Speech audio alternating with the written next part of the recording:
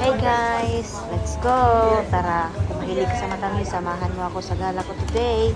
So, nandito tayo ngayon sa Tom's Confectionery Warehouse. This is Australia's largest confectionery warehouse in Australia. So, they have two warehouses in Australia. It's in Melbourne and in Brisbane. So, here guys, they are supplying a lot of types of goods like candies, chocolates, different custom candies and lollies. Nandito guys, mga giant lollies is from here. So, we arrived here for about maybe 30 minutes away from the place where we live.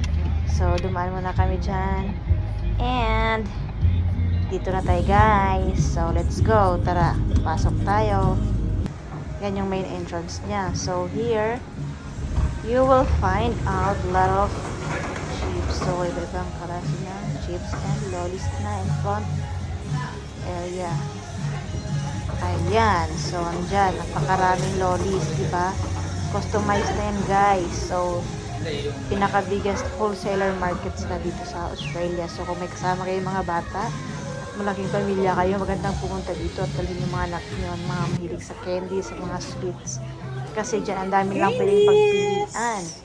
And, yan, iba-ibang varieties talaga yung pwede mong mapili. And then, sa mga chocolates. Napakarami guys. Medyo good deal naman din siya, pero medyo mahal din yung iba. May mga mallows. Ayan, ang dami guys.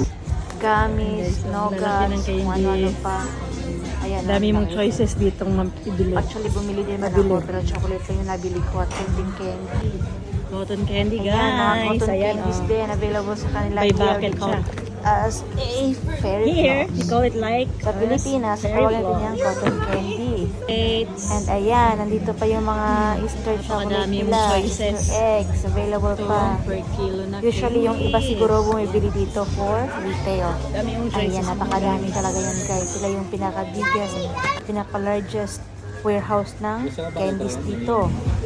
So, they have been started this business since 1982. So, nakita nyo yan, napakarami. So, bumili ako dyan na isang cup lang. Dyan, pili kang mamili ng any kind of candies. Then, titimbangin lang nila yan. Then, tag $3 something yung ano niya, no, per 100 grams. So, sugar siya. So, medyo mabigat siya. Kaya, medyo mahal din. Pero, worth the price naman. Kasi, na-enjoy ko naman din yung binili ko. Ayan. So, nalito na ako nung pipiliin ko. Guys, ang sarap pumunta dito guys. So, kung nandito ka man ngayon sa Australia, kung nasaan man kayong lupalop ng Australia, part of Queensland, or Melbourne, guys, try nyo pumunta sa Tom's Confectionery Warehouse. Napakalaki. Ang dami nyong choices para mamili ng candies. Lalo sa mga pampasalubong, sa mga kiddos nyo.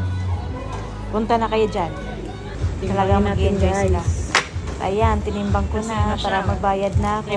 3.90 per 100 grams. See you guys for the next video.